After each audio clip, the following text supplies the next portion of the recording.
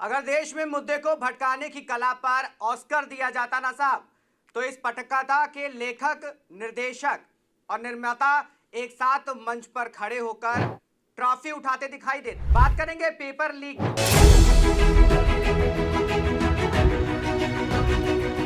Paper leak से शुरू हुई कहानी कैसे घूमते घूमते हिंदू मुस्लिम, जाति शिक्षक बनाम शिक्षक और मीडिया बनाम शिक्षक तक पहुंच गई।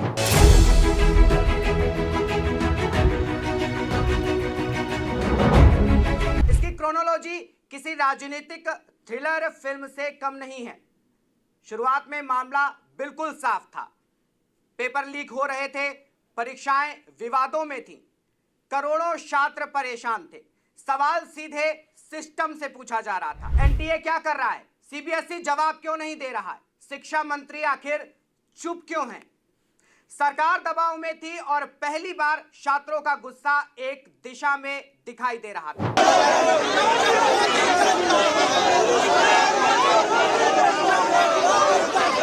लेकिन तभी स्क्रिप्ट में पहला ट्विस्ट आया। टीवी स्टूडियो की चमकती रोशनी के बीच कुछ एंकरों ने शिक्षकों पर निशाना साधा। यूट्यूब वाले स्टार टीचर्स जिनको कुछ जानना ना कौड़ी, कभी ब्लैक बोर्ड लेकर कुछ एक्सप्लेनर बनाते हैं, खाली व्यूज बटोरते हैं, उटपटांग ग्रैब्स लिखते हैं और उसके बाद से अपने आप को इतना महारथी समझने लगते हैं कि कुछ लोग उनको फॉलो करने लगते हैं। बहस का केंद्र पेपर लीक नहीं, शिक्षक बन गए और चर्चा परीक्षा व्यवस्था की विफलता पर होनी थी। वो रातों रात शिक्षक बनाम मीडिया में बदल गए। कुछ कोचिंग सेंटर के सेलिब्रिटी टीचर्स आज भाड़े का वीडियो बनाकर ज्ञान दे रहे हैं। जिस एग्जाम को वो पढ़ा रहा है, जिस एग्जाम के लिए स्टूडेंट्स को तैयार कर रहा है, उस एग्जाम को उसने 1, 2, 3 या 4 बार क्वालिफाई किया हो। जनता का गुस्सा सिस्टम से हटकर टीवी स्क्रीन पर सीधा शिफ्ट हो गया। जब सोशल मीडिया पर इस नैरेटिव की हवा निकलने लगी और लोगों ने सवाल पूछने शुरू किए, तब भाई साहब दूसरा ट्विस्ट आता है।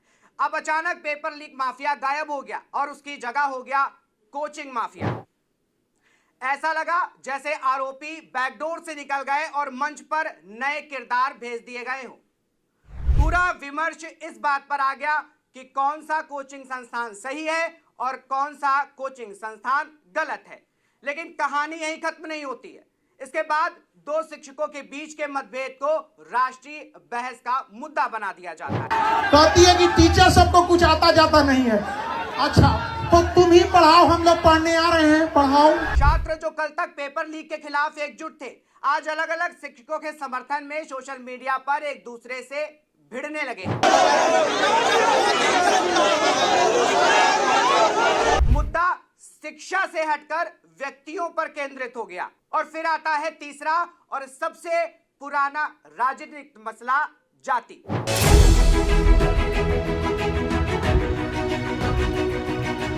अचानक सोशल मीडिया पर लोगों को याद दिलाया जाने लगा कि कौन यादव है, कौन ब्राह्मण है, कौन भूमिहार है और कौन है राजपूत। ऐसा लगा ऐसे प्रतियोगिता परीक्षाओं की तैयारी नहीं, बल्कि जातीय जनगणना चल रही हो। छात्रों का भविष्य पीछे छूट गया और जातीय पहचान आगे आ गई। और जब लगा कि शायद लोग फिर से असली मुद्दे पर लौट आएंगे, तब स्क्रिप्ट का अंतिम ब्रह्मास्त्र चलाया गया, हिंदू बनाम मुस्लिम। जो लोग कल तक शिक्षक को सिर्फ खान सर कह रहे थे, वो आज अचानक उनके नाम के आगे पीछे धर्म खोजने लगे। दो शिक्षकों के बीच का विवाद धर्म और पहचान के चश्मे से दिखाया जाने लगा। कुछ यूट्यूबरों ने भी इस आग में घी डालने का काम किया। थंबनेल में आग, शीर्षक में जहर और कंटेंट में सनसनी। खान सर से सीधा फैजल खान पर हो सकती है। को बता दें, फैजल खान की कोचिंग पर अटैक का जो मामला है, अब देखिए उसमें नया मोड़ आया है। पूछताछ के बाद दोनों ही गार्ड को गिरफ्तार कर लिया गया है। खान के गार्ड ने फायरिंग की बात कबूली है। व्यूज आएंगे, कमाई हुई और असली मुद्दा फिर कहीं खोता हुआ दिखाई दे गया। दोस्तों, सबसे दुखद बात यह है कि इस पूरी लड़ाई में नुकसान न किसी एंकर का हुआ, न किसी नेता का और न ही किसी यूट्यूबर का। नुकसान हुआ उस छात्र का जो आज भी नौकरी के लिए परीक्षा दे रहा है। नुकसान हुआ उस परिवार का जो फीस भरकर अपने बच्चे का भविष्य बनाने का सपना देख रहा है। नुकसान हुआ उस शिक्षा व्यवस्था का जिसकी विश्वसनीयता हर पेपर लीक के साथ कमजोर होती जा रही है। चाहे खान सर हो या रोशन आनंद सर, दोनों लाखों छात्रों को पढ़ाने वाले शिक्षक हैं। किसी शिक्षक को उसकी जाति या धर्म के चश्मे से देखना शिक्षा के मूल उद्देश्य का अपमान है।